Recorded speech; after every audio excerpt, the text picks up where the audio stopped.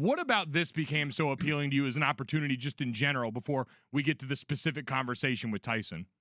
My first love in covering sports, writing about sports, because now, I'm a court jester and the cotton candy of doing radio and television is gone as soon as I'm done doing it. But when I wrote about people and sort of just checked in on humanity, on their humanity, and I liked, biographies, sort of getting to know how it is people became who they became, the roots of human behavior. That's the most fulfilling work I did, and I haven't been able to do it on television. So a half hour on television is a long time, and might not be a long enough time to talk to Mike Tyson, but we've squeezed a lot into those 23 minutes that I think people of a certain age are going to be shocked at how emotional he is.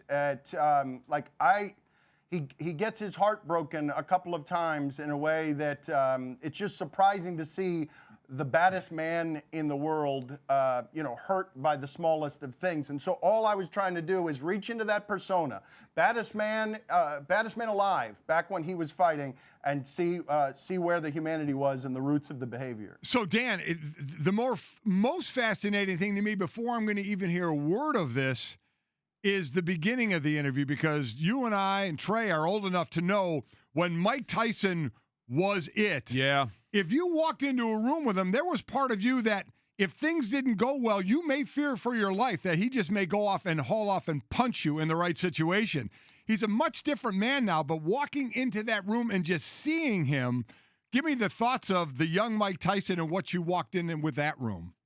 Well, the other thing, though, that happens with him is that he can embarrass an interviewer. He answers questions his way. So if he's not in the mood for what you're doing, like, he can get you to sweating. I can get to sweating without his help very quickly, but he can get you to sweating very quickly because conversationally, he answers stuff his way. He's not interested in talking in sound bites. Do you want to have a conversation with me? Okay, I'll give you the vulnerability, but you're not just allowed to do what you want. So that was a challenge going in. But what I met, guys, and I was a bit startled by this part of it. 6 months ago, he had his mind altered, and I don't know if it's brain chemistry. I don't know enough about the science of this here, but he smoked the poison from a toad in Taiwan, and he says it killed his ego. And when he emerged from that, he says he emerged as a different person, that in killing his ego, he killed the identity that he had always had, which is, I am the baddest man in the world. I am a fighter. I am only known. The only reason I have anything that I have in my life, the affection of people, the applause, is because I'm a violent man who harms people. And the way I associate love, given where I grew up, in a brothel, largely loveless, is with harming people.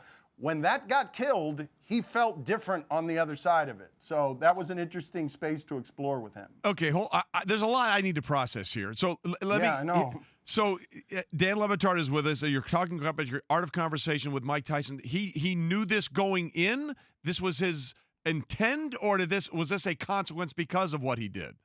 He didn't know what he was doing, but Trey, he's been looking. This is a person who's been looking in four decades for happiness in every bottle and every drug, falling asleep in strip clubs, spending the night in strip clubs. Like, his life has been totally insane. It has been largely rudderless. One of the things he told me, Trey, I want you guys to think about this for a second.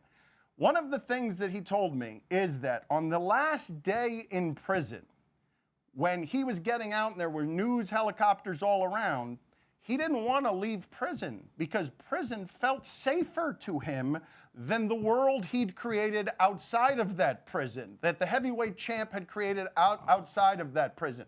He wanted to stay in prison. So this is a dude who's been looking for happiness in every corner of the globe for a long time, and he's closer to it, in my experience, than he's ever been.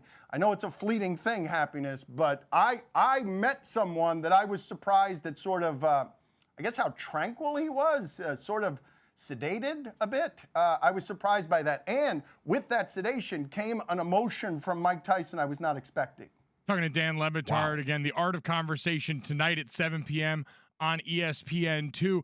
With that, Dan, with kind of that new state and maybe a new outlook then on everything that had been a part of his life. Did you sense any regret for any part of his past from him? I mean, he hates the person that he was. Hates the heavyweight champion. He looks back on it. He doesn't want to be introduced as former baddest man in the world. He doesn't like the things that made him that. Keep in mind, he comes from Brownsville, so he's wandering around his neighborhood. Think about this, okay? It's before he's a teenager. He's already into guns. He's carrying a gun. He's already been arrested 30 times. He's used cocaine before he's 13. And so from that, one guy, a trainer, says you can be something. One guy believes in him. One guy gives him love, customado, and discipline. And with that, he became, like, over a period, if you guys remember the time, right? You could have made an argument that the biggest athlete in America outside of Michael Jordan during that time was this guy, and his life was a total, unholy, debaucherous mess.